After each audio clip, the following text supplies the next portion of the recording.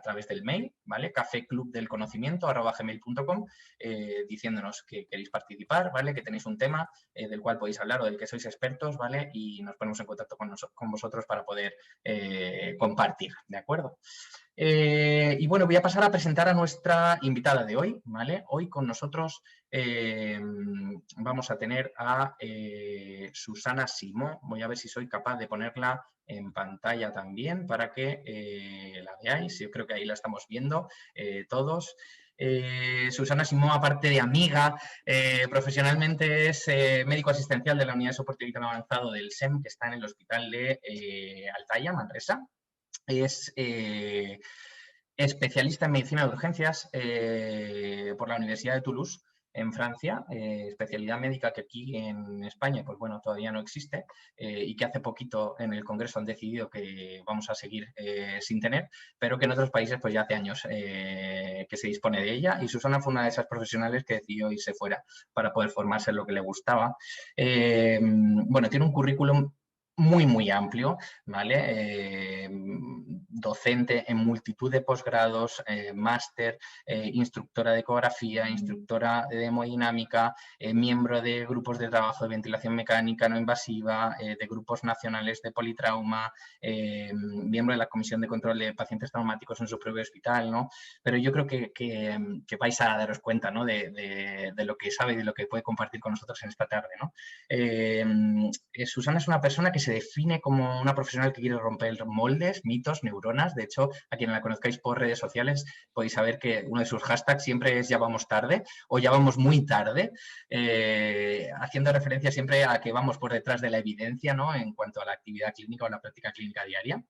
Es una profesional que, si cree que tiene la razón, se pelea por el paciente contra viento y marea, independientemente de contra qué especialista tenga que tirar o qué profesional o cargo tenga este, que trata de explicar fácil lo difícil, y una de sus metas es hacer que el alumno, ¿no? trate de entender las cosas para que no se lo olviden, una cuestión muy importante, ¿no? Y que busca en su día a día, al fin y al cabo, la excelencia profesional, bueno, aplicando un trato lo más humano posible en equipo, ¿no? Y poniendo en el centro de la atención al paciente, ¿no? Intentando en todo momento ir por delante de él para que no le sorprenda, ¿no? Y tratando de darle lo mejor en su asistencia, aunque a veces, pues bueno, no se pueda conseguir, ¿no?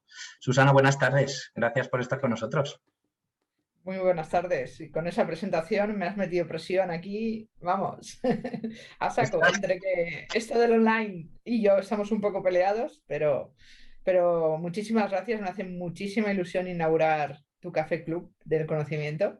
Cuando me lo dijiste me encantó y apoyo la idea de que esto es un trabajo de equipo, así que proponer ponentes, proponer temas, proponeos a vosotros mismos si os sois expertos en algún tema, que esto dándole vida y dándole a la vez informalidad pero rigor científico, yo creo que puede acabar resultando un punto de referencia que seguro cada vez más va a tener seguidores. Y bueno, pues vamos a por la primera edición, que siempre es la más difícil. Y nada, y me disculpo un poquito si me atraban con alguna palabra. Creo que no lo haré, pero tengo un poquito de disartria según de secuelas de abril, pero mis neuronas funcionan al 500%, o sea que no os preocupéis. No me ha dado una VC de repente, si alguna palabra se me atrabanca. Bienvenidos a todos y gracias por estar aquí. Seguro que vamos a entenderte perfectamente. Voy a, por favor, tener cuidado con los micros. Voy a silenciar de nuevo. Lo digo, Susana, por si te silencia a ti también, para que te silencies. Y nada, vamos a empezar hoy el tema de hoy, mitos y evidencias en shock. Eso es lo que nos acontece en el día de hoy. La verdad es que es un tema, para empezar, un tema potente, yo creo, Susana. Podríamos haber elegido otra cosa con la que empezar. No, está bien, porque es un tema que da pie a abrir muchos otros temas, ¿no? Posteriores que podemos ir tratando o podemos ir puedes ir invitando a otros ponentes, ¿no? Porque el shock, el paciente en shock de cualquier etiología implica muchas cosas alrededor que en micro, ¿no? En microdosis de Café Club se pueden ir tratando, ¿no? Y así empezar con un tema así tan amplio que además ha cambiado bastante, y aunque parezca que sea siempre lo mismo. Y así lo vamos a demostrar en el poquito tiempo que tenemos, ¿vale? Es un poquito Yo, la intención, ¿no? Que buscamos, ¿no? El intentar ver como de un tema tan amplio y en el que tenemos que estar tan actualizados, ¿no? Como a veces parece mentira, ¿no? Que estamos tan desactualizados a la vez, ¿no? Y todavía tenemos esa tendencia, ¿no? A continuar con las definiciones clásicas, los tratamientos clásicos, las pruebas diagnósticas clásicas, ¿no? Y es un poco, yo creo, lo que tú vas a intentar hoy cambiar, ¿no? Intentar un poco girarnos la neurona, ¿no? Como tú dices. espero que sí, así que café, té, no sé, vodka, lo que queráis, pero estar despejados porque me han dado 30 minutos más o menos y voy a vomitar en 30 minutos bastante información que, insisto, luego estoy a vuestra disposición y dará pie a seguro un buen debate y después en YouTube a preguntas a posteriori en diferido seguro. Bueno, seguro que sí. Pues eso, vamos a hablar hoy de shock. Vamos a hablar de esa situación de alteración del aporte y la demanda de oxígeno, alteración de disoxia tisular, ¿no? No solo de falta de oxígeno, sino de mala utilización del oxígeno, muchas veces por parte de la célula de nuestros pacientes, ¿no? Pero más que hablar, yo creo, de la parte micro, ¿no? Yo creo que vamos a intentar ver un poco de la parte macro, ¿no? Vamos a intentar hablar, ¿no? Vamos a tratar de identificar a ese paciente, ¿no? Que está malito, ¿no? Y que realmente, pues bueno, cuando tiene mal aspecto, tiene las constantes alteradas, ¿no? Es fácil decir, ¿no? Que este paciente está grave, ¿no? Pero la dificultad realmente yo creo que es, Susana, ¿no? Cuando decimos que este paciente está estable dentro de la gravedad, ¿no? O que ese paciente está todavía ahí cogido con pincitas, ¿no? ¿Qué crees o qué definirías tú como paciente estable dentro de la gravedad? Bueno, es una de mis frases favoritas, ¿no? De qué significa estar estable dentro de la gravedad.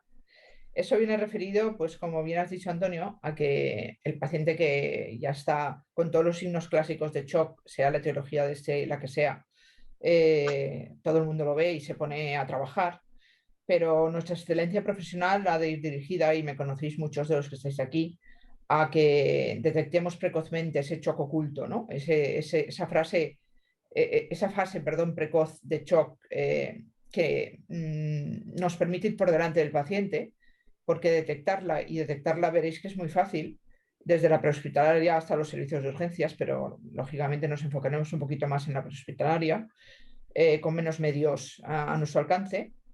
Es muy fácil, y si la detectamos y empezamos tratamiento contra esa disoxia tisular, pues el paciente va a salir beneficiado y vamos a bajar mortalidad.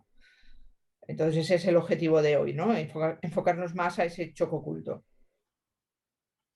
Perfecto, efectivamente. Yo creo que eso, si conseguimos eso, yo creo que podemos darnos por contentos, ¿no? Es decir, yo creo que al final ese es el fin, ¿no? De lo que queremos hoy. Susana, si tuviésemos que empezar la charla hablando de imprescindibles para la gente que está aquí, es decir, ¿por dónde crees que la gente que no conoce mucho del tema del SOC podría empezar a buscar y a formarse? Y aquellos que ya saben de SOC, ¿dónde crees que pueden un poco profundizar? Y sé que esta pregunta es súper amplia, ¿vale? Pero también sé que tú siempre vienes cargada de evidencia y de cientos de papers. De tal manera bueno, yo querría un poco, ¿no? Que empezásemos hablando de esos imprescindibles, ¿no? De esos mínimos que tú crees que a día de hoy puede ser interesante, ¿no? Para que la gente pueda empezar a leer un poco de las cosas que nos vas a contar en el día de hoy. Bueno, evidentemente nos basamos como base en guías clínicas y en conferencias de consenso de cualquiera de los tipos de shock, ¿vale?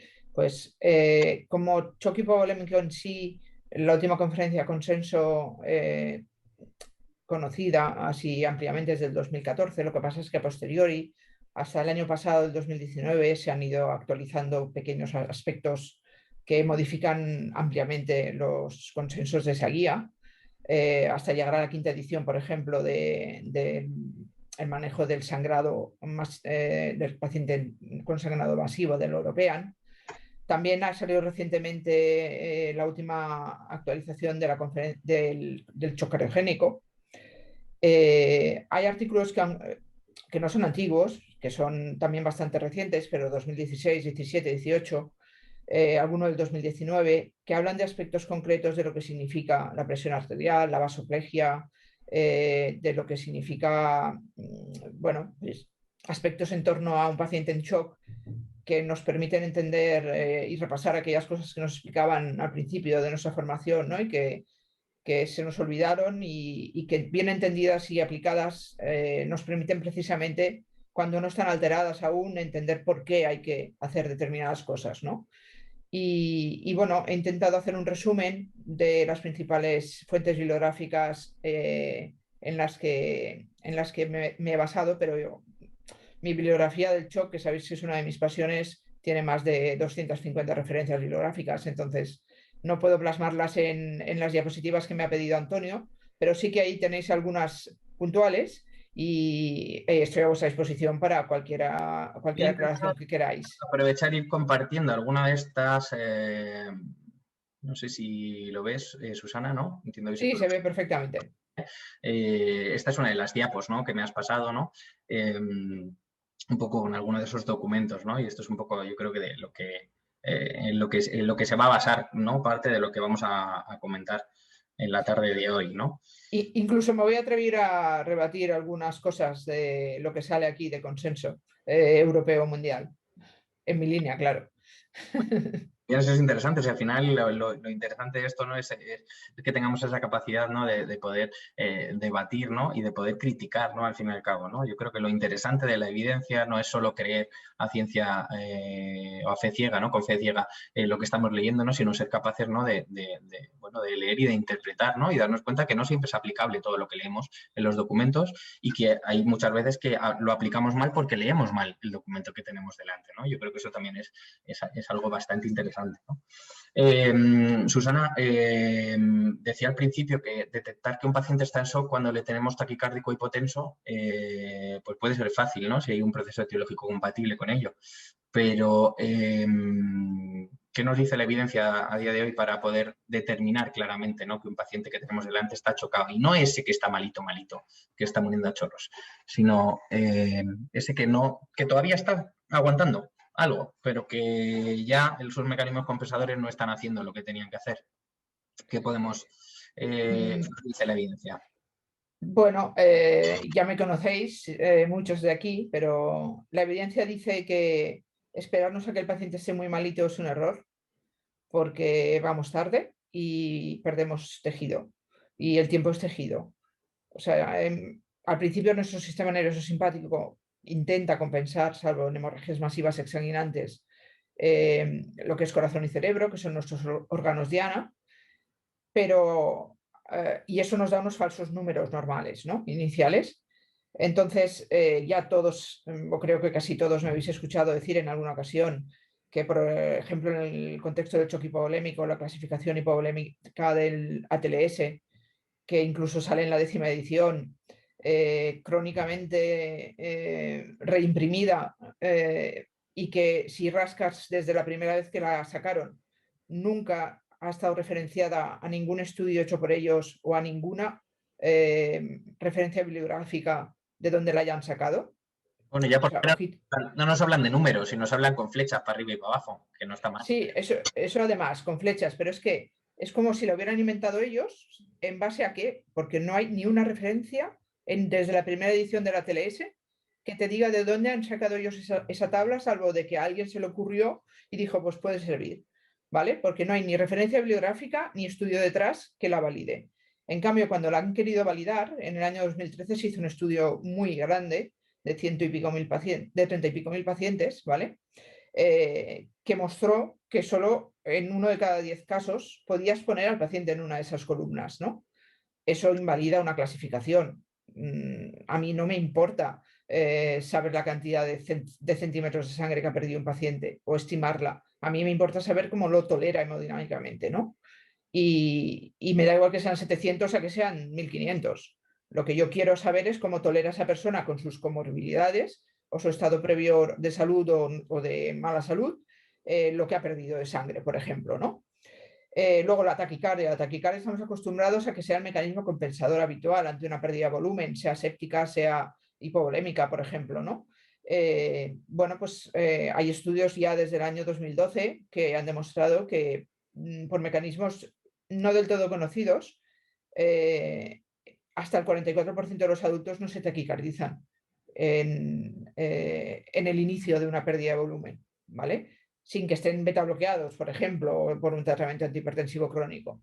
Eso ya pone un poquito otro factor que a nosotros nos activa como en entredicho, ¿no? Porque parece que yo vea a un señor con fiebre o un señor traumático que esté a 90 pulsaciones, 80, y como que me relaje, ¿no?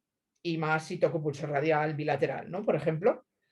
Y ahí está el problema. O sea, es que ahí puede existir hipoxia, disoxia tisular, aunque mantengamos un cierto grado de perfusión correcto miocárdico y cerebral, ¿no? Pero no esperemos a estar taquicárdicos para ponernos las pilas, ¿vale? Hagamos otras cosas que están basadas en evidencia y que están demostradas sus sensibilidades y sus especificidades, que nos permitan que los signos clásicos en los que nos basamos para pensar que un paciente pueda estar en shock, y desde luego que no nos sirven para detectar al paciente en shock oculto, porque ni siquiera sirven para asegurarnos el que está en shock real, ¿vale? Con todos los datos que os estoy dando, pues intentemos que eso nos sirva, ¿no? El relleno capilar depende de la fuerza de cada uno. Sí que es evidente que si vuelve rápidamente a rosa el dedo, se asume que es correcto, pero porque no vuelva rápidamente a rosa depende de demasiados factores interoperador como para que esté validado en ninguna publicación científica seria. Y crónicamente se sigue repitiendo la presencia de un relleno capilar por encima de 2 segundos, de 4, etcétera, ¿no? Cuando no tiene un estudio detrás que lo valide, porque hay mucha variabilidad interoperador, ¿no? Sí que quiero hacer hincapié en la necesidad de fijar objetivos, ¿no? De tensiones arteriales medias, en cardiogénico, séptico, hipovolémico, sin TC, entre 6 y 7 hemos de estar, sean las que sean, la sistólica y la diastólica.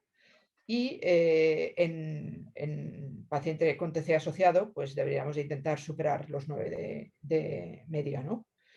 Dicho esto, quiero hacer hincapié, aparte de que no nos importa la cantidad de sangre perdida, sino cómo tolera el paciente esa pérdida de sangre, aunque sea poca, que tampoco nos importa demasiado al principio poner un número de tensión arterial, ¿no?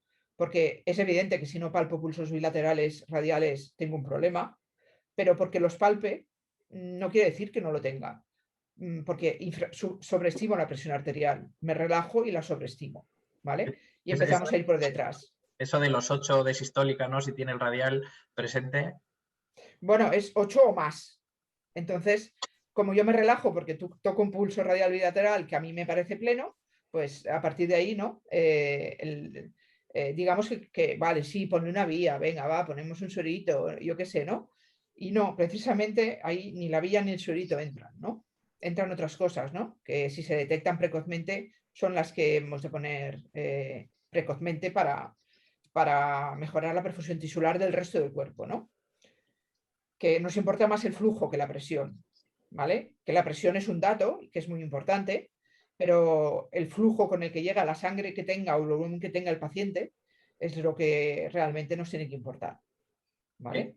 Entonces, ¿qué tipo de pruebas o de parámetros crees tú que serían los que tendríamos que utilizar ahora mismo para, más allá de estos clásicos que estamos diciendo, ¿no? Del relleno capilar, que ya estás diciendo que no siempre nos sirve, la frecuencia cardíaca, que no siempre nos dice si el paciente compensa o no, las tensiones arteriales, que a veces tienen lo que tienen, ¿no? Y la capacidad, ¿no?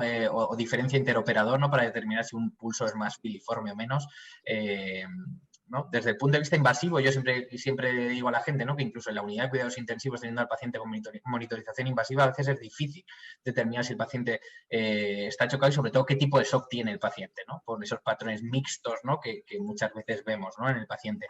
Pero de manera así básica, sin tener que utilizar dispositivos invasivos y complejos, y sabiendo que a pesar de esto, la dificultad que tenemos para definirlo, qué escalas, índices, etcétera, nos dice la evidencia ahora mismo que deberíamos utilizar, ¿no? O que están más validados para intentar determinar que un paciente está chocado o que está en shock. Bueno, pues Todavía no muestra la cara. Pues por encima de la ecografía, por supuesto, que no vamos a hablar ahora de ella, porque daría para muchos cafés clubs, pero la ecografía en Tendremos manos alguno. expertas tendréis además aquí a dos fenómenos. Ujú. Pero la ecografía, lógicamente, te ayuda de manera no invasiva en manos entrenadas a ver rápidamente por dónde te están dando, ¿no?, los puñetazos, aunque parezca que es estable hemodinámicamente el paciente. Pero yo ahora me iría a hacer el esfuerzo en que todos introdujéramos en nuestras constantes lo que se llaman los índices de shock, ¿vale? Todo empezó hace mucho tiempo, allá por el año 2012, que se validó una cosa bastante inespecífica, que fue el índice de shock en sí, que ahora se ha revalidado y se ha potenciado, mm, ajustando un poquito los números. El índice de shock es dividir la frecuencia cardíaca por la tensión arterial sistólica, ¿vale? Ha de ser por encima de 0,8 en adulto normal para considerar que el paciente está en shock, sean cuales sean estos valores de cardíaca y sistólica. Por encima de 1 si el paciente tiene más de 65 años. Y en pediatría de 0 a 6 años por encima de 1,2 y de 7 a 17 años por encima de 0,9. En estas ventanas de números, sean las que sean los números de frecuencia y de tensión arterial sistólica, podemos asegurar que el paciente está en shock, que si evidentemente está a 120 de frecuencia y a 60 de sistólica, no hace falta ni hacer un índice de shock, porque es evidente que está por encima de 0,8, ¿no? Pero para aquellos que están más ajustados de números, se nos escaparán menos pacientes si, por ejemplo, hacemos un índice de shock. Esto se superó después por el índice de shock modificado, ya que el objetivo era una tensión arterial media entre 6 y 7 o superior a 9 si era neurocrítico. Pues dijeron, vamos a dividir la frecuencia cardíaca por la media, ¿vale? Y si eso está por encima de 1,4, se considera al paciente en shock. A partir de ahí, en el 2016, se introdujo el Reversed Shock Index, que es al revés que el índice de shock. Pues dividir la sistólica por la frecuencia cardíaca. Si este Reversed Shock Index está por encima de 1, se considera el paciente en shock. Insisto, siempre independientemente de los números que estemos manejando, ¿vale? Luego apareció el Entidal, lógicamente, que ya estaba validado desde el 2009 como marcador de hemodinámico y su tendencia a ir a la baja a pesar de tu tratamiento, de que el paciente empeoraba de su situación de shock o que incluso con tensiones falsamente normales tenías un Entidal bajo y ya te chivaba que si no había otro factor metabólico o respiratorio que lo justificara, te estaba chivando que esa falsa normotensión era a expensas del simpático y por lo tanto el Entidal bajo te estaba diciendo que realmente era un shock oculto, ¿no? Si no habías hecho los cálculos de estos índices que os comento. Y en octubre del 2020, o sea, relativamente hace poco, se validó un índice que yo desde entonces lo aplico y me está dando muy buenos resultados y que en las series publicadas los ha dado como de alta sensibilidad y especificidad, que es el Reversed Shock Index, o sea, dividir la tensión arterial sistólica por la frecuencia cardíaca y eso multiplicarlo por el Glasgow que tenga el paciente, sumados los 3 ítems del Glasgow, ¿vale? Si este valor os da por debajo de 9,5, el paciente se considera en shock, ¿vale? Este es muy, muy sensible, tanto lo es que incluso ya se ha probado y testado en incidentes de múltiples víctimas para decidir de los rojos en área sanitaria, quien tiene el RSIG más bajo o más alejado del 9,5 tiene menos opciones de supervivencia porque se ha correlacionado directamente con mayor mortalidad. Por lo tanto, si hay desproporción de recursos y has de elegir por quién empezar, tú hazte tu RSIG de todos los rojos y por el que esté más cerca de 9,5 empieza, que es el que más opciones de supervivencia tiene, ¿vale? Aparte de estos índices, luego hay escalas varias que a nivel prehospitalario creo que la más fácil de aplicar en cuanto a shock hipovolémico, por ejemplo, es la ABC Score, que te permite por 4 ítems y si superas 2 puntos, cada ítem tiene un punto, ¿vale? Todo esto pues lo tenéis disponible en la bibliografía. Pues activar el protocolo de hemorragia masiva desde la calle, por ejemplo, si no dispones de componentes sanguíneos en tu unidad. De manera que ahora, por ejemplo, que hemos presentado en sesión general en mi hospital todo lo que es el protocolo de hemorragia masiva y vamos a presentar ahora la actualización del protocolo de politraumático, hemos incluido, porque así lo dice la evidencia, todos estos índices como marcadores extrahospitalarios que nos han de permitir y nos permiten en nuestro hospital activar el protocolo de hemorragia masiva de manera que cuando lleguemos ya esté la sangre de donante universal disponible, si fuera un hipovolémico, por ejemplo. Pero bueno, que hay otros que, por ejemplo, el R6G no sirve solo para el hipovolémico, también sirve para el cardiogénico o el séptico, ¿vale? Luego aquí veis en la diapositiva que os ha puesto ahora Antonio, el que más me gusta a mí, que es el diastólico, que me voy a centrar ahora un poquito en él, pero sí que quería antes deciros dos cosas. Primero, existe un test que ya conocéis todos, que es el de levantar las piernas, que ese sí que nos dice si hay una variación porcentual de tensión arterial media, de entalidad CO2 o, por supuesto, de flujo carotídeo medido por eco o de VTI medido por ecocardio, si lo sabes hacer, que el paciente está en shock y que esa falsa tensión o normotensión está a expensas del simpático, por lo tanto, que deberíamos empezar a poner volumen, si fuera el caso, ¿vale? Y luego, antes de dar dos palabritas del índice diastólico, sí que deciros que está el NIUS.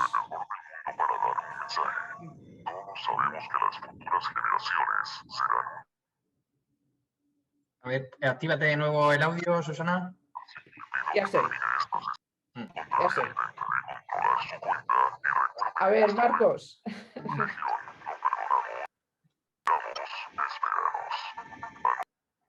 Vale, ya. ¿Vale? Vale. ¿Me escucháis? ¿Te me escucha, Antonio? ¿Se te escucha bien, Susana? Vale.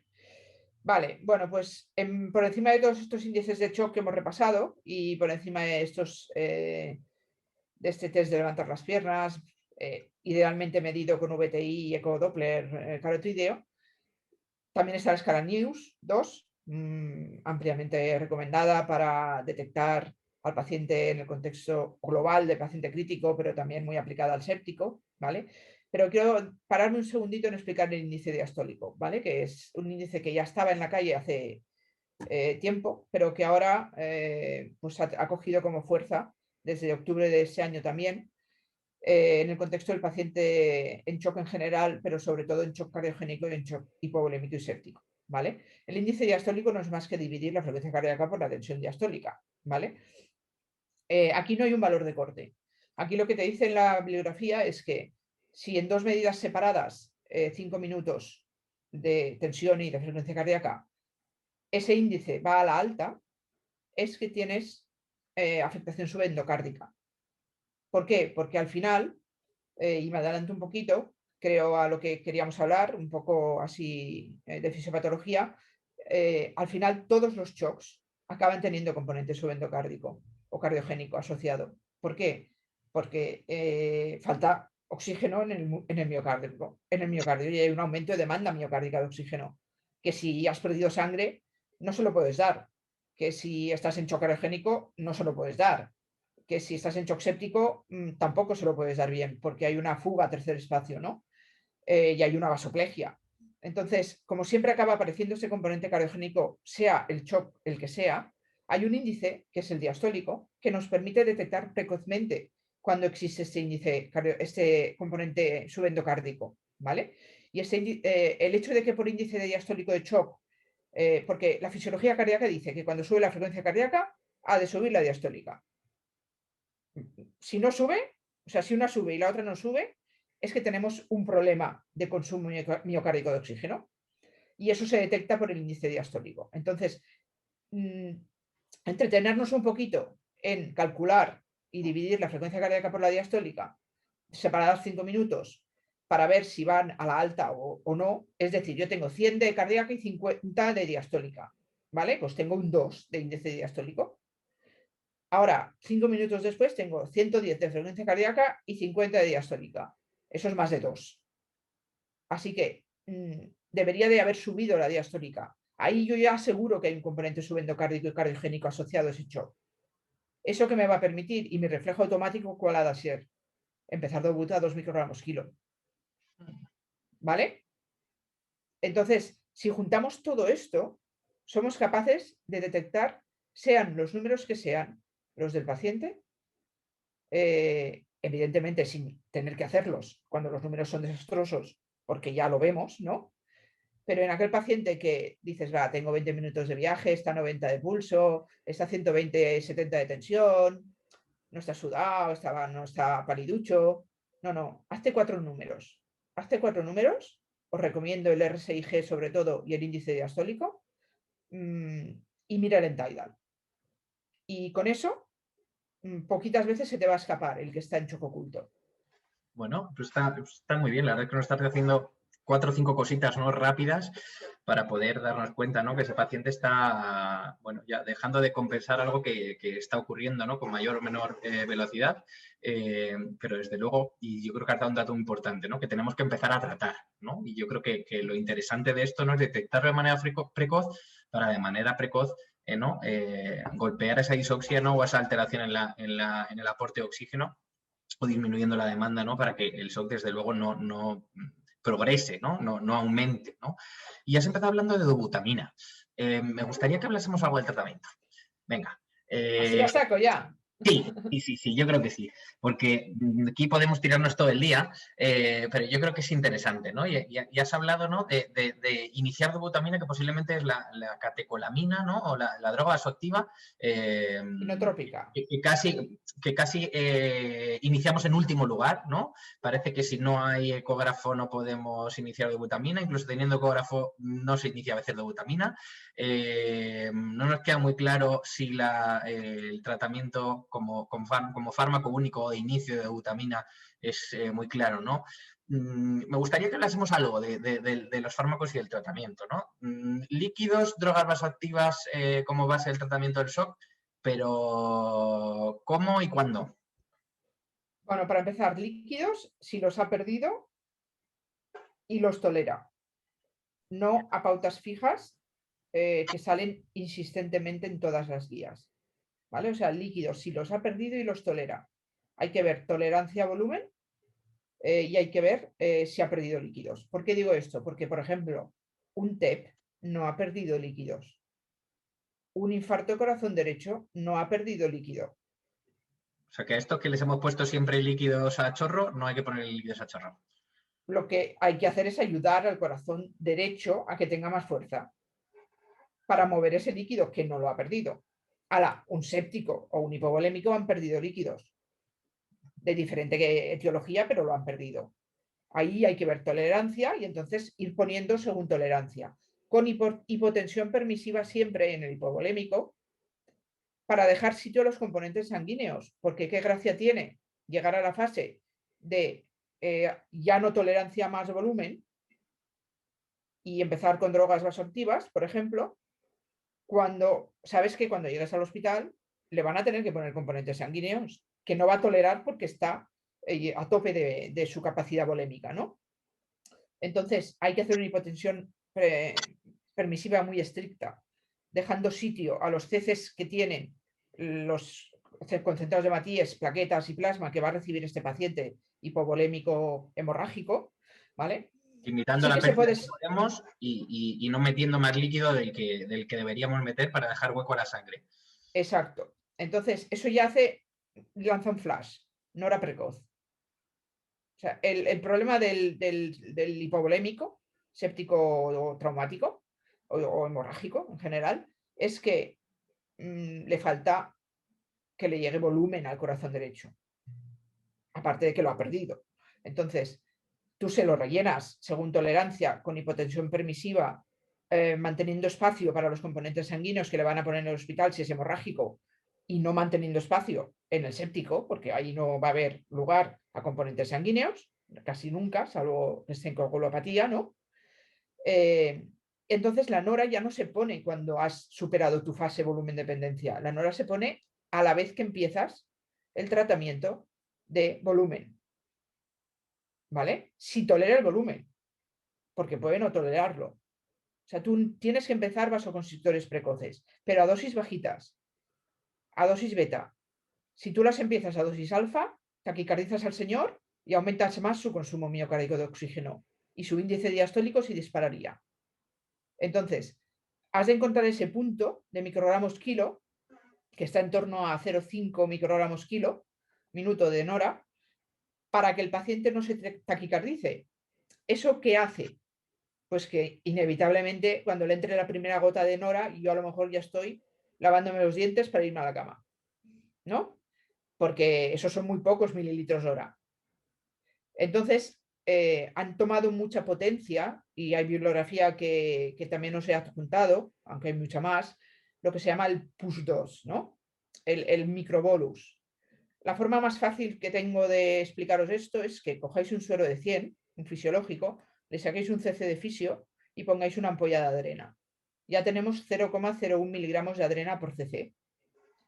Y os guardáis eso como oro en paño, ¿vale? Para cualquier tipo de shock, incluso el cardiogénico. Entonces, cogéis de ahí 2 cc's cada 4 minutos y con eso vais a mantener el tono venomotor y mejorar la precarga de un paciente sin taquicardizarlo ni aumentar su consumo miocárdico de oxígeno, incluyendo el shock cardiogénico, ¿vale? Hasta que la nora empiece a hacer su efecto, porque la nora en el hipovolémico la he de poner bajita. En el séptico vamos a ir a rangos más altos, ¿vale? Pero esto, por parte del corazón derecho, digamos, los dos mensajes principales son estos. Nora precoz a dosis bajitas si es con pérdida hemática, apoyada de microdosis de adrena cada 4 minutos. Bueno, hipotensión permisiva con restricción estricta de volumen para mantener medias entre 6 y 7, pero sin superar su tolerancia a volumen para dejar sitio a los componentes sanguíneos.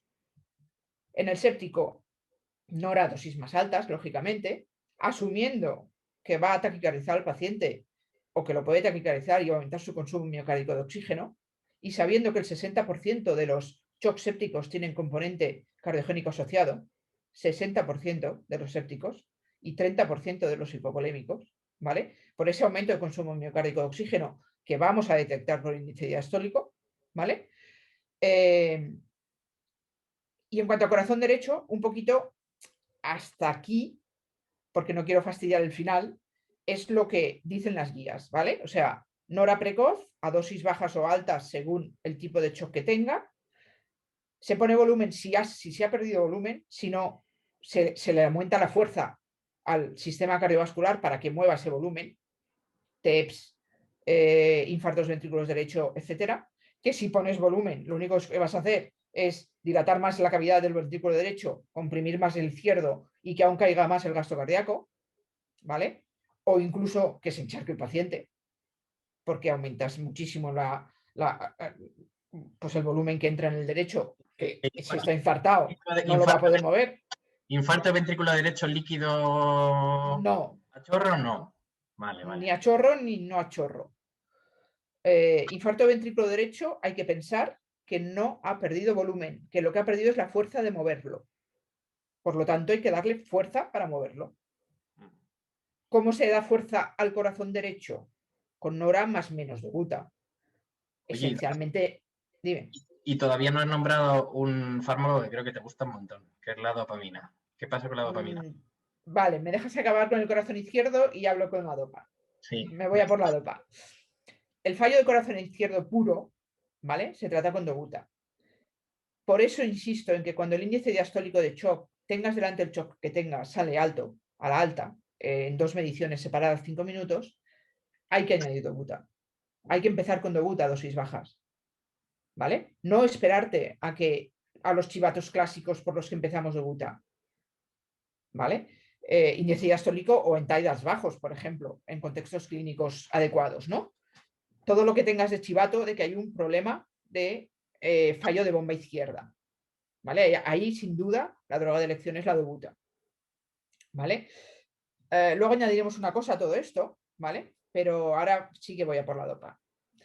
La dopa, desde el 2006, estamos en 2021, desde el 2006 se ha demostrado en todas las series, artículos, metaanálisis, randomizados, guías de consenso de países varios, guías de agrupaciones de países que aumenta la mortalidad a los 28 días y produce más efectos adenogénicos, ¿vale? De hecho, está fuera de guías en Canadá, en los países escandinavos, en Francia, en Alemania, en Inglaterra, ahora no me acuerdo más dónde, pero bueno, no existe. ¿Por qué? Porque sí, de hecho, leéis el último artículo que ha salido ahora en 2021, pero que fue escrito en 2020 a finales, de vasopresores, manejo de vasopresores en la UCI, creo que se llama, que ahora Antonio en algún momento pondrá la carátula. Ahí precisamente, ya solo en el abstract, ya pone que la dopa mata. Pero es que hasta la Cochrane se ha puesto de acuerdo en que la dopa mata. En ninguna guías canadienses, escandinavas, francesas, alemanas, sale en ningún sitio. Y en ese artículo del 2021, en las páginas 66 y 67, os recomiendo que os leáis el por qué la dopa es mala, ¿vale? No sé si está en este, está en este. Es el artículo... A ver, un momento. Que no lo encuentro ahora y esto es fácil, ¿eh? Porque como he metido aquí tantas...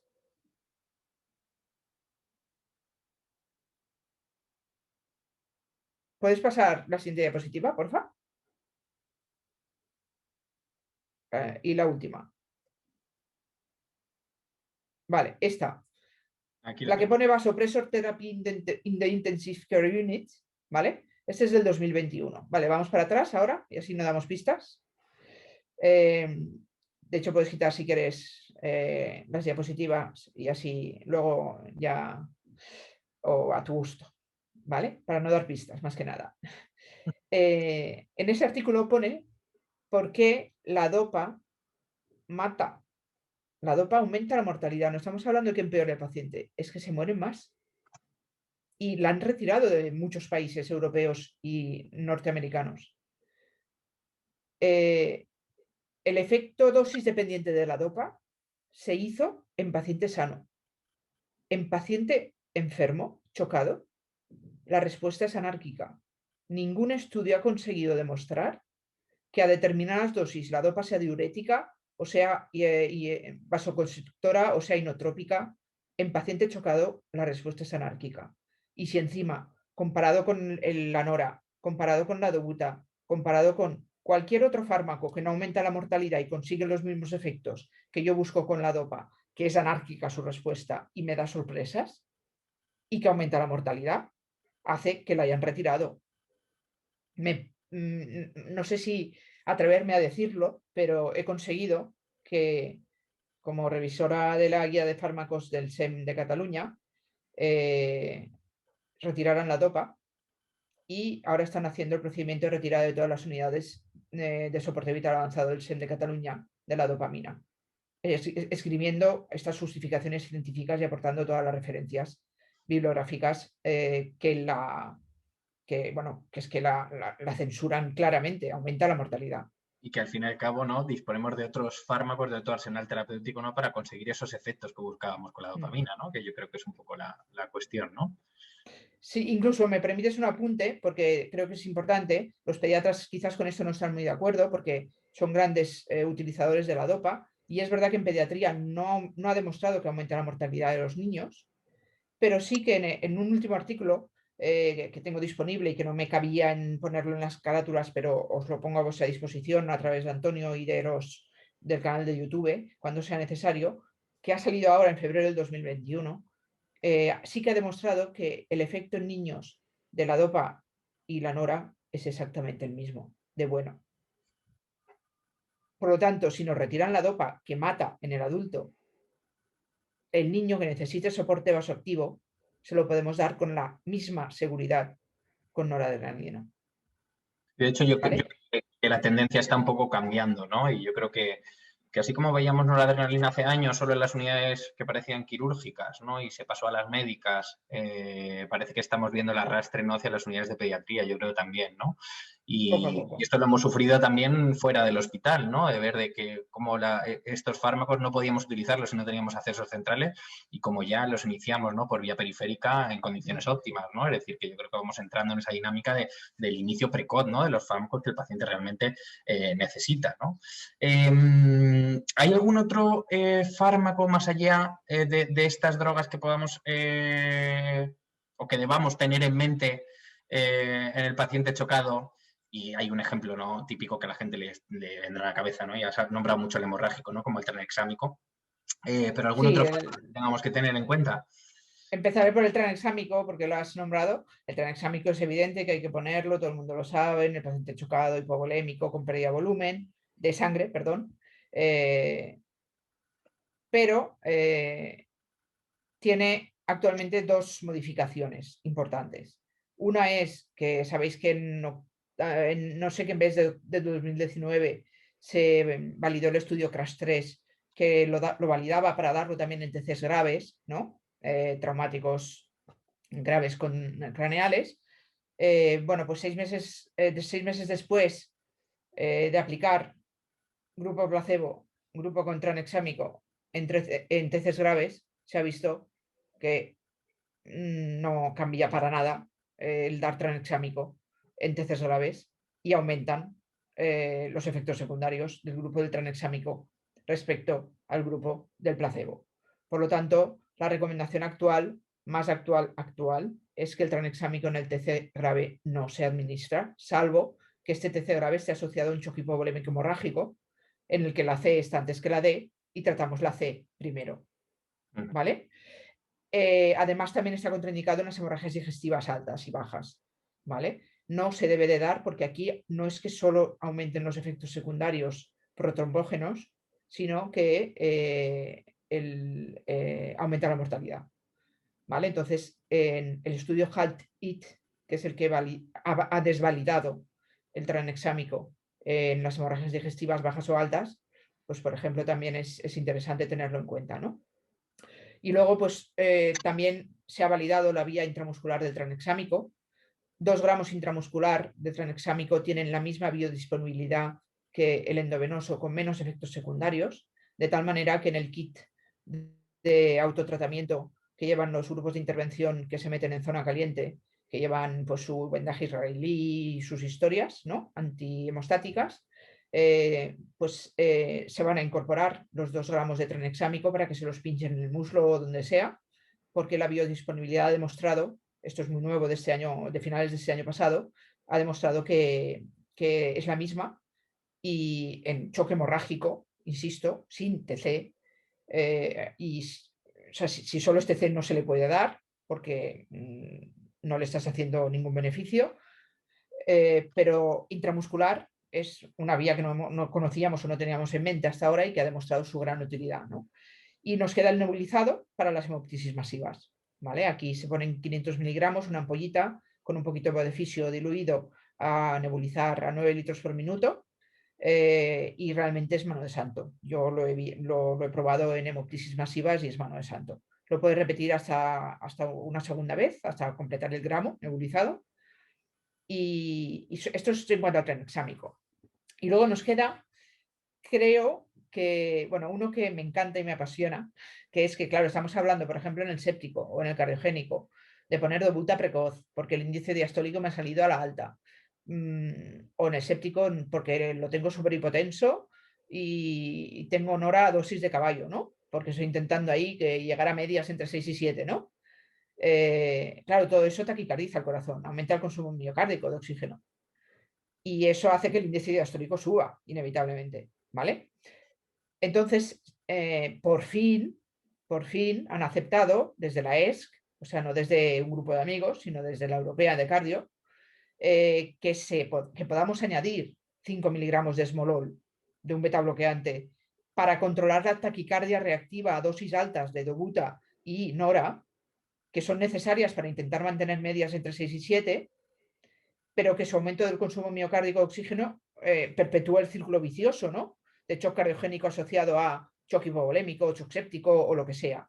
Entonces, para frenar la frecuencia cardíaca, esmolol, metoprolol, todo lo que lleva R es genial para mi disartria. O sea que se ha hecho adrede, pero beta blocks de cardioselectivos o no cardioselectivos de corta duración para frenar la taquicardia reactiva a dosis altas de noradiobuta están recomendados para poder mantener esas dosis altas e intentar llegar a medidas entre 6 y 7, ¿vale? Es una droga que quizás no se tiene tan en cuenta y que debería de existir en todas las unidades de esta hospitalaria, un beta block de acción corta, porque de hecho es necesario para el código de infarto, sin ir más allá, aunque no esté en shock, ¿no? Por ejemplo. Y, no sé si me dejo algo. Estaba el tranexámico, estaba el esmolol. ¿Calcio? Ah, sí, el calcio, gracias. Ya no hablamos de triángulo letal, del choque hipovolémico, que es la hipotermia, coagulopatía y acidosis. Desde el 2019 se habla del diamante letal. Y ahí entra el calcio. El calcio Del fastidia la coagulación. hipovolémico y hemorrágico, ¿no? Exacto. Ahí ya no hablamos de triángulo letal, sino de diamante letal, ¿vale? Entonces, a la vez que empezamos drogas vasoactivas, a la dosis que sea, dosis beta idealmente, para no taquicardizar al paciente con un foco hemorrágico activo, ahí hay que acordarse de poner una ampolla de gluconato cloruro cálcico, ¿vale? Y también os he puesto, me parece, una de las referencias bibliográficas al respecto del diamante letal, ¿no? El calcio te permite bajar la dosis de droga vasoactiva, te permite mejorar el gasto cardíaco, te permite mejorar el tono veno y vasomotor en general y forma parte de ese diamante letal que ya hemos de tener en cuenta. De hecho, mi último paciente crítico que hice hace 2 guardias, traté los 4 pilares del diamante letal. Y eso ha permitido que el paciente no entrara en fallo multiorgánico irreversible del que no sale nadie y se mueren todos en 7 o 10 días, ¿no? Por, por, Y por ir dime. un poco, que claro, aquí nos podríamos ir tirando, hablando, pero ya nos hemos pasado, estamos ya en casi 45 minutos. Vale. Has nombrado al inicio, has dicho shock, has nombrado vasoplegia, has nombrado sistema nervioso simpático. Vamos a estar encantados en que un día hablemos de manejo hemodinámico de la vía aérea, pero precisamente hablando de esto, de que estos pacientes chocados al final siempre terminamos manejando la vía aérea, introdúceme 2 pinceladas sobre Venga, fármacos en la vía aérea del paciente chocado. Que hay uno, yo creo que todos estamos pensando, ¿no? que es la queta. Hablamos últimamente mucho de él, ¿no? Pero yo sé que seguro que quieres añadir algo sobre este fármaco. 2 pinceladas rápidas. Queta. Ojo, desde el 2016, señores, estamos en 2021. Se pone, si el índice de shock está por debajo de 0,8, si no, está contraindicada porque aumenta la mortalidad. Por lo tanto, hay que saltarnos el etomidato automáticamente. ¿Vale? Y se puede y se debe asociar a Fenta, aunque ya tiene propiedades analgésicas de por sí, la queta, porque te permite bajar la dosis de queta. Para anestesia hablamos, no para sedación consciente. Te permite bajar la dosis de queta y por lo tanto, ¿qué hace la queta? Taquicardizar y aumentar la frecuencia, la tensión arterial. ¿Eso qué hace? Aumentar el consumo miocárdico de oxígeno. ¿Qué va a hacer? Dispararos el índice diastólico. Para evitar que eso os obligue a poner dobuta, porque eso habrá pasado por culpa vuestra, por haber puesto queta que os han dicho que pongáis siempre que está una persona en choque hipovolémico o hipotensa, ¿no? Para evitar eso, calcular el índice de shock previo, que es lo que dicen los artículos. Si está por debajo de 0,8, ponle queta. Si está por encima de 0,8, de 1, de 1,2 o de 0,9 según la edad, como hemos dicho al principio, no pongáis queta y poner Fenta a microdosis, 25 o 50 microgramos, porque hay que poner Fenta, lógicamente, porque las cosas duelen, ¿no? Y luego me podéis decir, es que en la sepsis está contraindicado el etomidato. No. Si os miráis las referencias de estudios, no aumenta la mortalidad porque hayas inducido al paciente con etomidato, aunque esté séptico. ¿Vale? Y esto también es una novedad. Lo digo por si estabais pensando en el séptico, usar la combinación más habitual que es actualmente queta-ilido, ¿no? No, el letomidato no aumenta la mortalidad en el paciente séptico y ahí están los artículos para demostrarlo, ¿vale? Simplemente hay que ser conscientes de que puede bajar el cortisol, conocer la clínica y tratarla con 200 de octocortina si aparece. Vale, Ahí eso dejo para en dosis de ahí. repetición, ¿no? Yo creo que al final la evidencia lo que nos dice que el problema de esto es utilizarlas de manera repetida, ¿no? A lo mejor una única dosis o incluso a dosis plenas, ¿no? De tomidato durante la inducción, que es realmente lo que es, no puede ser que no nos cause tanto problema, ¿no? El problema es cuando se utiliza más allá de la inducción, ¿no? El fármaco, ¿no? Que es cuando parece que sí tenemos ahí ese problema, ¿no? Susana. Sí, sí, sí. De hecho, estamos jugando con el decálogo del manejo ideal de la vía aérea, ¿no? Difícil o no difícil. Y es que el primer intento de intubación ha de ser el bueno. Por lo tanto, búscate la vida para tener un plan A, B, C y Z al lado para que tu primera inducción anestésica, con etomidato, por ejemplo, y succinilcolina, porque no puedas usar queta porque el índice de choque esté alto, eh, sea la buena. Y si no puedes hacer la laringoclásica y no puedes intubar, automáticamente tener al lado la alternativa para poder acabar intubando o ventilando al paciente, para Vale. no tenerlo que reinducir. Perfecto. Vamos a compartir, si quieres, esta última diapositiva en la que yo creo que marcabas una... Perdona, a ver si soy capaz de pasarla. Aquí, un plan de 5 puntos final, ¿no? Yo creo que puede ser interesante, ¿no? Para terminar un poco y que abramos la parte de tertulia, ¿no? La parte de preguntas, que seguro que hay un montón y ya hay varias, ¿no? Sí, bueno, pues en esta diapo, aparte de poneros más o menos lo de los betablogs asociados y todas las asociaciones actuales en diferentes tipos de shock, de recordaros lo del calcio y lo de la terapia intensiva de insulina que hay que tratar. Eh, Recordaros que si hemos de anestesiarlos vamos a bloquear su sistema nervioso simpático, por lo tanto, si no hemos calculado unos índices de shock antes de dormirlo, no vamos a detectar al que está con números falsamente normales, ¿vale? Yo siempre les digo a mis compañeros y a mis alumnos, ¿no? Vosotros del ABCDE apostar en base a la exploración clínica y a vuestros signos clínicos, ¿cuál es tu mejor apuesta? Tienes un paciente, haces una mejor apuesta clínica y haces algo por intentar mejorarla, ¿vale?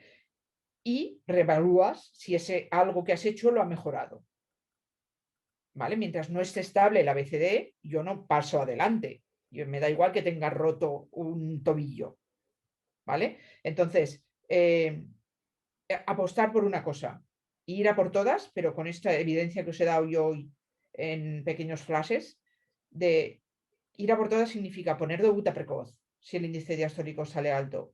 Acordaros del calcio si empezáis con dosis bajas o altas. Acordaos de los beta blocks si a dosis pequeñitas, si llevas dosis a tope y está taquicárdico el paciente. Acordaros que el 60% de los sépticos tienen componente cardiogénico y el 30% de los hipovolémicos también, ¿vale? Porque eso es ir por delante, ¿vale? Entonces, un poquito, si eso no os mejora, cambiar de estrategia, no vais por el buen camino. Y tenéis índices muy rápidos de calcular que rápidamente os van a decir si vais por buen camino o no. No sé si os he liado o no os he liado. Seguro que no. Pero Vamos a verlo ahora, de todas maneras. Ya ha habido gente que ha ido escribiéndonos en el chat preguntas y vamos a, bueno, intentar darle respuesta, pero yo creo que vamos a hablar abiertamente, ¿no? Vamos a deslinkarnos de aquí, ¿no? Y que abiertamente quien quiera participar, que participe, ¿vale? Así que sí, si queréis, lo único por moderar un poco, ¿vale? Si queréis levantar la mano para que demos un poco de orden y que no hablemos todos a la vez, pero ha habido preguntas muy interesantes. Andrés Pacheco, profesor Pacheco, que le tenemos por aquí, ya ha preguntado algo sobre el calcio. Han preguntado sobre ketamina y lidocaína. Han preguntado, yo creo que hay muchas cosas, ¿no? Están generando mucho debate. Entonces, a ver si vamos a hablar. Andrés, no sé si estás por ahí, si quieres, que a ti no te va a dar vergüenza, seguro que iniciar las preguntas.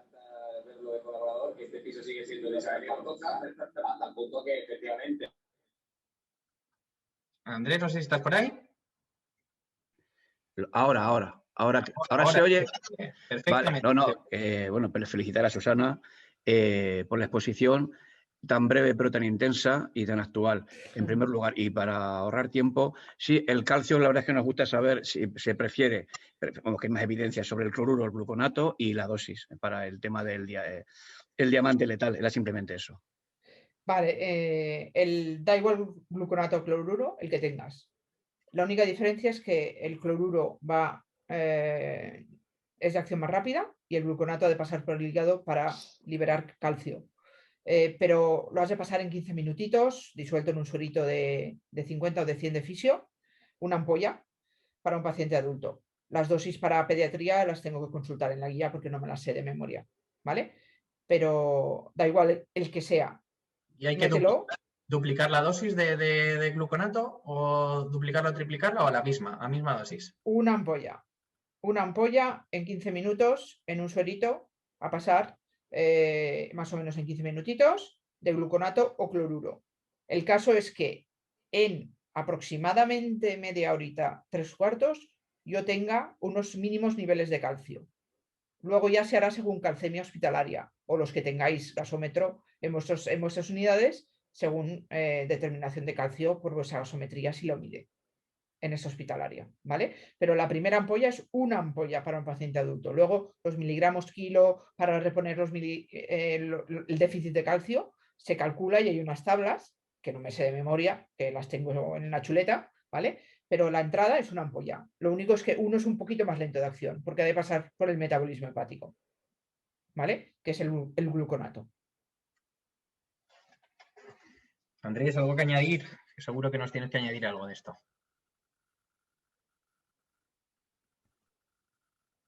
No, está bien. Muchas gracias. Gracias. A ti por participar. La verdad es que da gusto ver gente tan grande, ¿no? Compartiendo. Hombre, Andrés merece todo mi respeto. Así que pregunte él, así me ha puesto aquí unas anginillas. Bueno, hay más preguntas por aquí. No sé si alguien se lanza directamente a abrir micro y a hablar, ¿vale? Han preguntado por aquí sobre que también hay lidocaína, por ejemplo. Dicen, combinación, que si deberíamos utilizarla, si es útil, entiendo, lidocaína en combinación con la queta. Vamos a hacer un café de manejo hemodinámico de la vía aérea. Yo creo que esto nos da para un café amplio. Además, traemos a Susana y tenemos un poco visión también hospitalaria, ¿no? Y ampliaremos un poco el café, ¿no? Pero, Susana, ¿qué opinas? Que también el lidocaína, dicen por aquí en Nayara Cabrera. Que también la lidocaína es la de la combinación de elección para el paciente séptico si el índice de shock no está por encima de los valores que ya he dicho. Si no, hay que ir a etomidato, teniendo claro que el primer intento de intubación ha de ser el bueno y los 200 de actocortina preparaditos por si aparece clínica de insuficiencia adrenal aguda, ¿vale? La lido ha salido fuera del paciente neurocrítico como premedicación, ¿vale? En las últimas recomendaciones 2020 y ha entrado con fuerza en la premedicación del paciente broncoespástico. Y por cierto, la queta ha perdido fuerza como broncodilatadora en los últimos estudios realizados. Ahí lo dejo para el taller de vía aérea. Está fastidiando, me cago en la leche. Más cositas. A ver, por aquí veo Flaca Mi 10T FM, por favor. No sé si nos puedes hacer la pregunta, que levanta la mano. ¿Puedes hablar? ¡Hombre! Que eso de que Hola. ponéis esos nombres que ni os reconocemos. No, hombre, porque vemos las caras. Se te oye, poner de nuevo el micro, que no se os oye ahora. No se os oye a nuestros compañeros de Extremadura. Quitar el micrófono, quitar el silencio. ¿Será este? ¿Ahora? Ahora sí, perfecto. Ole. Buenas, yo soy Pablo. Querida doctora Susana, enhorabuena, me ha encantado. Un placer. Yo soy médico también, compañero, y me ha encantado. Una duda, Doc, porque mira, yo, fíjate, los microbolos no me gustan mucho, los de aminas. Tengo poca experiencia, pero en mi duda, cuando tú lo aconsejas, que me ha parecido bien lúcido, porque efectivamente, claro, van muy despacito, a dosis tan bajas, pero claro, ocurre que si yo le meto un microbolo, quizá, no sé tu experiencia, yo es que tengo ninguna, te lo reconozco, porque no me da un poco de... no me gusta mucho, ya te lo he dicho, pero entonces me taquicardizaría un poquito, con lo cual automáticamente me altera un poco todos los índices. Entonces no sé muy bien si ahí tú recomiendas, a su vez, o si en tu experiencia, si recomendarías meter también el beta bloqueante, por ejemplo, un poquitín, a lo mejor a dosis más baja, o sencillamente lo dejas porque el microbolo ya pues luego va limpiando y ya está. Mira, esto es como el microbolo, yo llevo 10, 11 años usándolo Sí. sin ningún problema. Eso sí, hemos pasado a ser más seguros y las últimas recomendaciones desde el 2019 es doble dilución, ¿vale? Vale. O sea, no es una ampolla de adrena con 9 de fisio, es 100 de fisio a los que le sacas un cc y le metes una ampolla de adrena, o sea, dosis pediátricas. Dosis de 100 microgramos en vez de 100. Exacto. Entonces tenemos que administramos 0,02 miligramos de adrena cada 4 minutos, que es su vida media. Cada 4 minutos. Vale. ¿Vale? 4 o 5 minutitos son las recomendaciones. 0,02 miligramos en adulto. Vale. Es prácticamente imposible que se te taquicardice un paciente esa dosis, con eso. Y te mantiene el tono vasomotor, por ejemplo, previo a una anestesia de riesgo de un tío que esté con índices de shock muy tocados y que si lo anestesias se te va a bloquear y el simpático y se te puede hipotensar y parar. Correcto. ¿Vale? Entonces, mi experiencia es buenísima. Nunca lo he tenido que asociar a un esmolol o a un metoprolol. Y sobre todo, es que aunque se te taquicardice, dura 4 minutos. Eso te iba a decir, que así que si lo hace, lo que esperas es a que lave un poquito y ya está, ¿no? No actúas en eso. O sea, calma absoluta, ¿vale? Total. Muy bien. Muy bien, es como gracias. la succinilcolina. La succinilcolina, ¿qué hace? Aumentar la PIC. Dura 5 minutos. Nada, da igual. Muy bien. Claro. Luego se le pasa. No aumenta la mortalidad porque aumenta la PIC 5 minutos. ¿Vale? Nada. Que eso ya lo hablaremos en el taller en el de vía aérea. Y si la asocias a tomidato, menos, porque tomidato la baja, con lo cual fenomenal, se queda tal genial. Cual. Y entran por la que salen. Perfecto. Si es hacer cocinitas, todos. Exactamente, doctora, exactamente. Muy bien, muchas gracias. Susana, no doctora, por favor. Fantástico. César, te tenemos por ahí también con la mano abierta, levantada, perdón. Sí, que abierta a lo mejor es que me quiere dar una torta, no sé yo. Por eso. Hola, buenas tardes. Bueno, pues lo mismo que todos mis compañeros, daros las gracias por la iniciativa, que ya lo he puesto en el chat. Y bueno, quería preguntar, es decir, en casi todos los manuales, por lo menos los antiguos, en el manejo del shock se comentaba el hecho de corregir los defectos en el equilibrio ácido-base, es decir, bueno, la acidosis. Sí que es verdad que inicialmente se corrige con volumen, con las drogas vasoactivas, aunque siempre nos habían comentado que el tema de las drogas vasoactivas, la acción de las drogas vasoactivas en un paciente con acidosis pues tiene menos efectos. Y bueno, pues quería preguntaros y preguntarte qué opinas sobre esto. ¿Se corrige la acidosis de forma activa? ¿No? ¿Se corrige o se intenta corregir con el manejo de la ventilación, el manejo de la vía aérea? ¿Qué opinas? Espera, Susana, no te oímos. Ahora perfecto. Sí. Que evidentemente no me ha dado tiempo a tratarlo todo, ¿vale? Pero hay unos factores previos al uso de drogas sinotrópicas y vasoactivas que hace que estas no tengan efecto prácticamente o no tengan el efecto deseado en su intensidad, ¿no? Y entre ellas está la acidosis metabólica, ¿no? También, por cierto, la hipocalcemia, ¿vale? Entonces, claro que hay que corregirla. Hay que corregirla si tienes gasómetro en base al pH que te salga con o sin bicarbonato, el punto es 7.2 más o menos, ¿no? De corte, pero si no tienes gasómetro, como yo, por ejemplo, que en el SEM Cataluña no lo tenemos, pues usamos otros medios no invasivos como, que es la capnografía en mi caso, que me chiva perfectamente y se correlaciona perfectamente en las series con el lactato alto y el bicarbonato bajo, ¿no? Entonces, de hecho, así a modo de anécdota, las 3 inducciones que he hecho anestésicas de un paciente en acidosis metabólica sospechada por el Tidal, las he hecho con el Lucas puesto y se me han parado los 3. Y yo, como me lo pensaba, estaba relajada, le di al on del Lucas, lo intubé porque ya no necesitaba medicación, porque ya estaba parado, le pusimos el bicarbonato que le tocaba por kilo de peso y el paciente en 7-8 minutos salió sin secuelas. O sea, claro que hay que corregir la acidosis, si no, no vas a obtener efecto. Entonces se trata de hacer cocinitas, ¿vale? Y es muy buena tu pregunta porque pone el dedo en la llaga de lo que realmente implica. Es que no me va la nora, la subo. Narices, ¿no? Lo que no te va es la cabeza. Tío, céntrate y busca que haya acidosis metabólica, ¿no? Ya que estamos en un café se puede hablar así, ¿no, Antonio? Claro que sí. Algunos están fumando y todo en este café, fíjate. Que antitabaco soy yo. ¿Qué pasa aquí fumando? Qué cómodo es este café, la verdad. ¿Más preguntas? Creo que la pregunta ha sido magnífica, ¿no? Y yo creo que ha dado en el punto clave, ¿no? Al final, ¿no? Yo creo que la cuestión es ver al paciente en el conjunto, ¿no? Y ya que tú dices, Susana, ¿no? De poner al paciente en el centro, pues vamos a ponerle en el centro, pero a ver en el conjunto. No solo vamos a verle como cabeza, tronco, extremidades o como shock cardiogénico única y exclusivamente, ¿no? Sino con todo su contexto, ¿no? Porque tendremos al paciente con su pluripatología de base, ¿no? Que a veces también tendremos que corregir incluso, ¿no? No hemos nombrado las glucosas. ¿Qué pasa con las glucosas?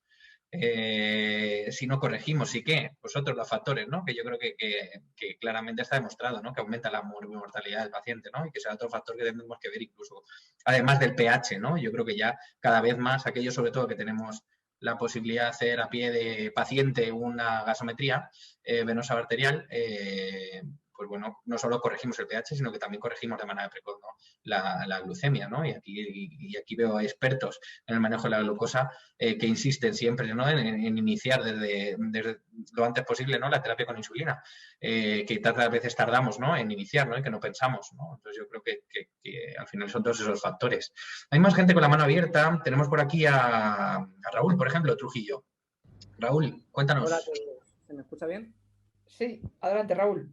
En primer lugar, enhorabuena, Susana. Siempre y magnífica, también Antonio.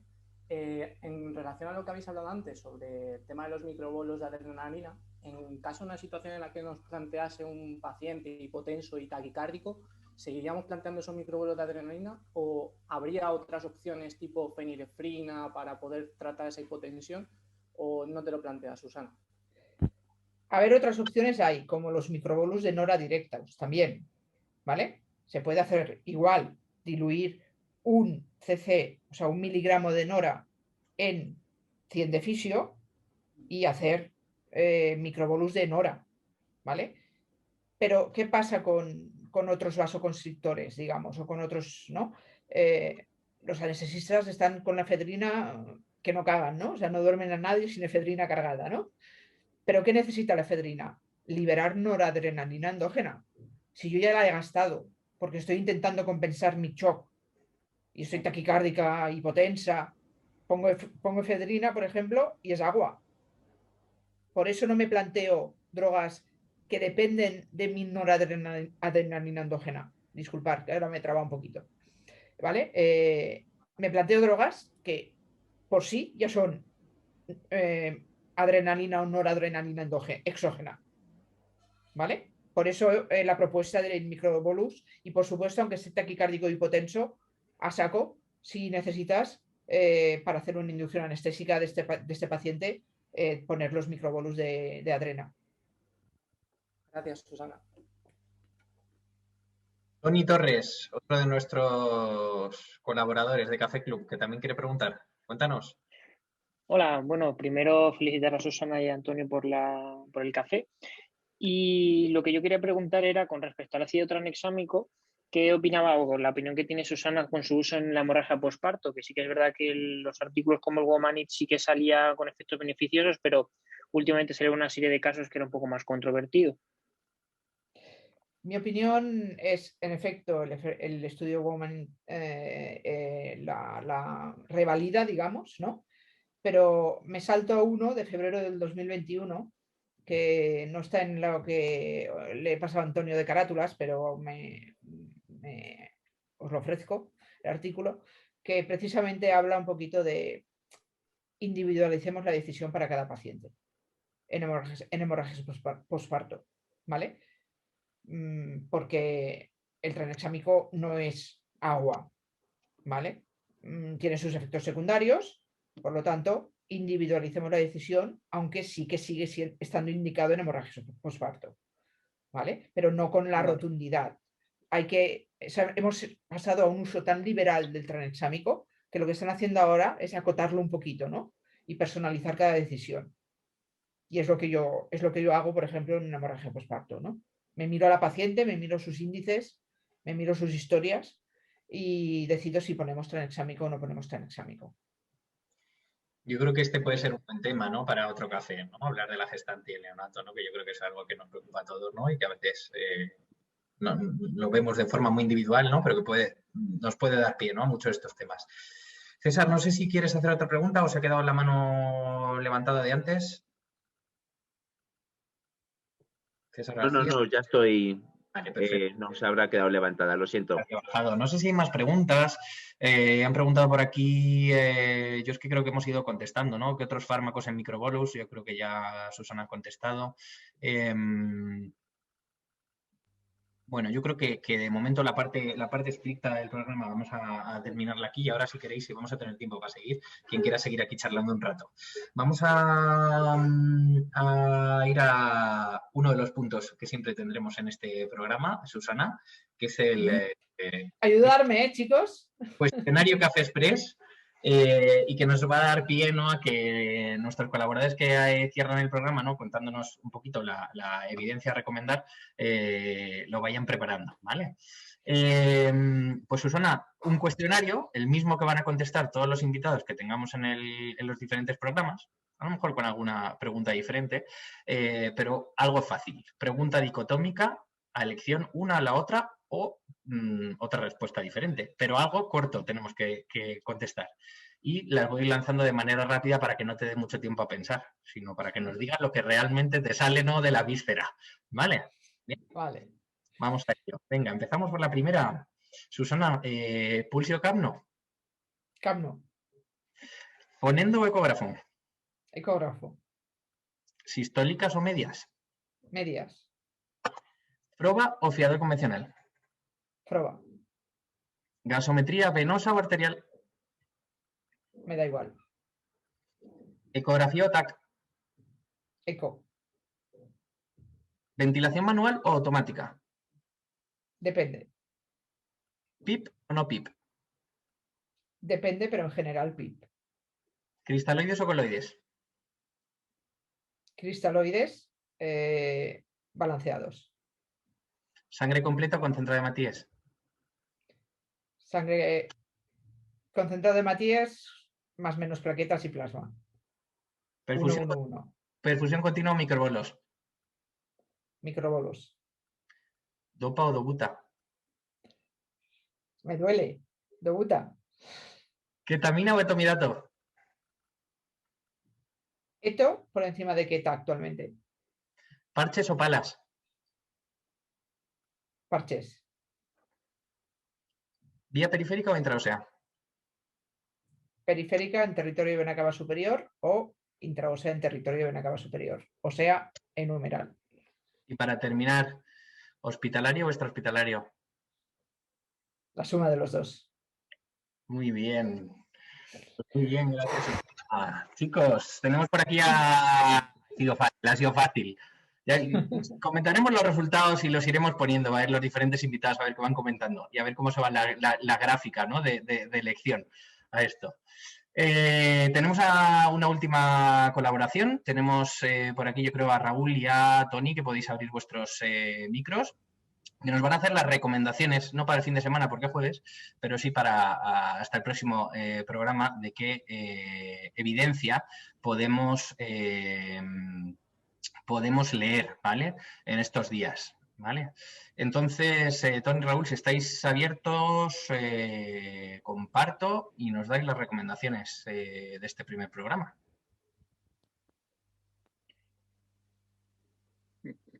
Muy bien, pues creo que empiezo yo.